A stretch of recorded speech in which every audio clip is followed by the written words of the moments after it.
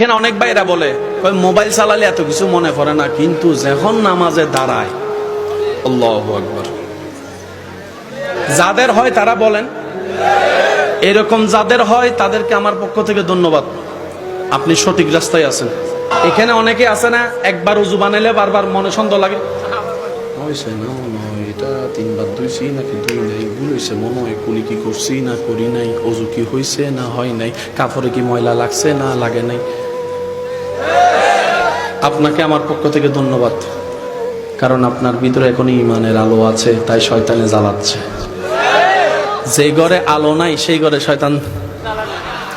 আপনাদের যদি এরকম হয় বুঝবেন এখন আপনারা রাইট ওয়েতে আছেন, কারণ শয়তান চায় না কেউ আল্লাহর প্রিয় হোক। আমি কি বুঝাইতে পারছি কথা? তো এরকম হলে মন ছোট করেন না যে নামাজ ঢুকলামই সব ধরনের চিন্তা চলে আসছে। আপনি শুকরিয়া করবেন, আল্লাহ আমি হয়তো তোমার পথে এগোচ্ছি, শয়তানে দেখতে ফেট জ্বলে তো আমাকে জ্বালাচ্ছে। কথা বলেন ঠিক কিনা?